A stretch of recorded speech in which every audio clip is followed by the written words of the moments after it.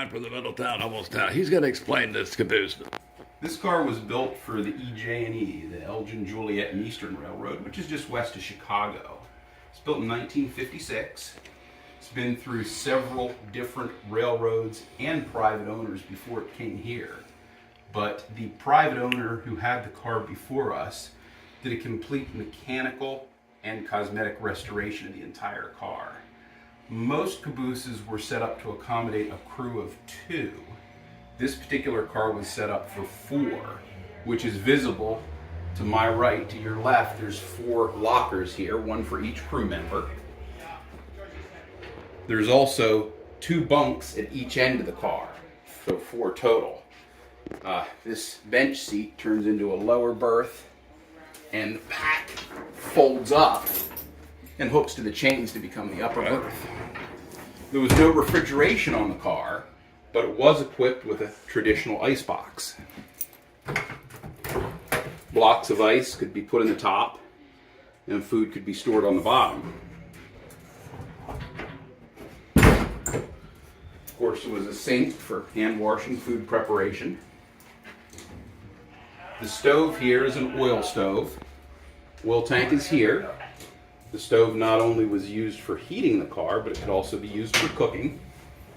There were water tanks to supply the sink and the toilet, which is in here. The only thing in the car that wasn't part of the original setup is this bench seat from a passenger car. That's something that was added for passengers to ride in. Okay.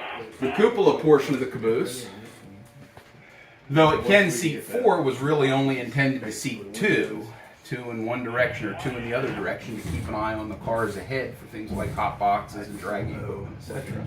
And then the far end of the car down here, where the rest of the crew is, had the other 2 bunks, as well as a table for eating and the conductor to do his paperwork. Okay. And that's about it. Mm-hmm. What's this here? What's that? That's the electrical control. For the caboose. Right.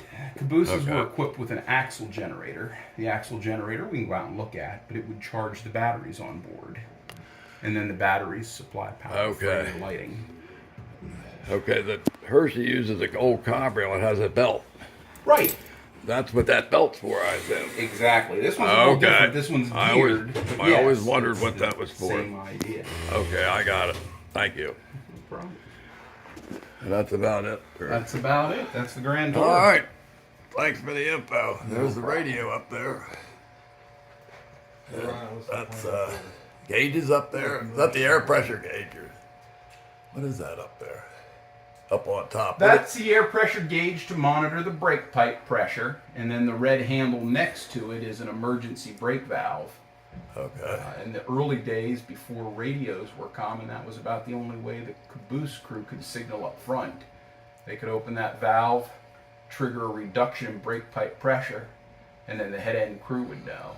Okay. We've also equipped the caboose with a horn for reverse moves, which was not part of the original setup. Okay, I think you described everything pretty well here, Ryan. Thank you. You're welcome.